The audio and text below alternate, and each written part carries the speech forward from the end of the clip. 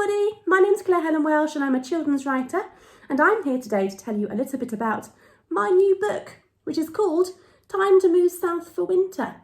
It's been illustrated by the hugely talented Lovlie, and she did all these fantastic pictures in this book, and published by Nosy, which is a group of designers and editors who helped put this fantastic book together.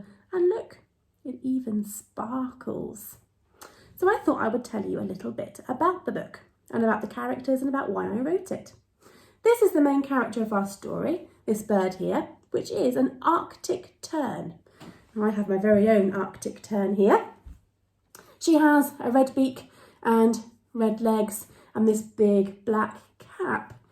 But you might notice there's something different about the Arctic tern on the front cover of the story. She doesn't have the red legs and red beak. In fact, she has a dark beak and she has dark legs. She hasn't even got her full cap yet. And that's because this Arctic tern is a juvenile.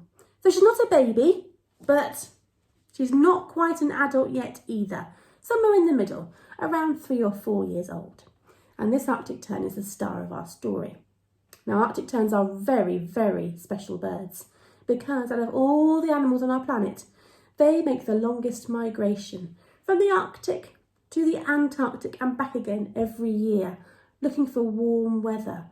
They don't like it when it gets too cold, so they search for an endless summer. When it's winter in the Arctic, they travel to the Antarctic where it's nice and warm with long sunny days. And then when the winter appears in the Antarctic, they travel back to the Arctic where it's summer up there, so they never really see a winter. In fact, if you added up all the travelling that the Arctic tern does in its lifetime, it would be the same distance as travelling to the moon and back 3 times. So they really do travel a long way. And this book follows an Arctic tern on her journey, on that huge journey from the Arctic to the Antarctic. And she meets lots of other animals on the way who are also migrating south for winter. She meets some humpback whales, some Canada geese, some caribou, some butterflies. And that's actually really important about this story. Whilst I kind of made it up and it's fiction, there are facts interwoven into the story that are actually true life. So as well as reading a story, you get to learn about animals and about reasons they migrate and how they migrate. So here are some of the animals in the story. At the back there are some extra facts for you to learn about. And because I used to be a teacher, I really hope that this book inspires you to find out more about the Arctic tern and the other animals that feature in this book. There's even a special map at the end to just show you in context how far these animals travel. So I thought I would read you the first few pages of the book so I can show you how brilliant it is and how much we love it. Okay, so it's called Time to Move South for Winter. On the cold, glassy waters of the Arctic, the sun seemed a little less bright. The sky was a little less blue. A touch of frost settled along the rocky, sandy shore. A tiny black-capped tern opened her wings. Up, up, up she flew in search of summer in the sky. It was time to move south for winter.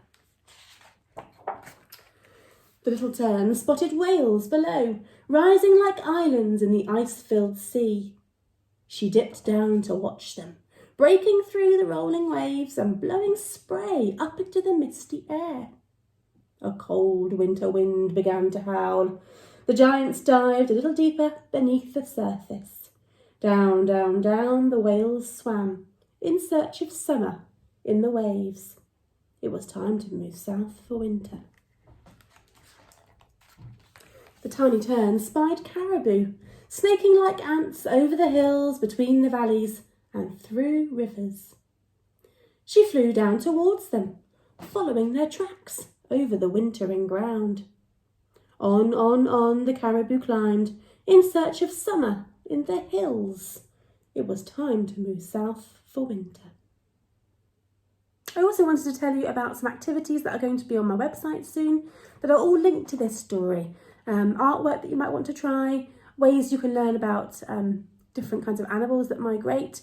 Maybe you want to learn more about seasons and how It's actually summer in the Arctic when it's winter in the Antarctic and vice versa. They're going to be on my website in the next few weeks, so keep your eyes peeled.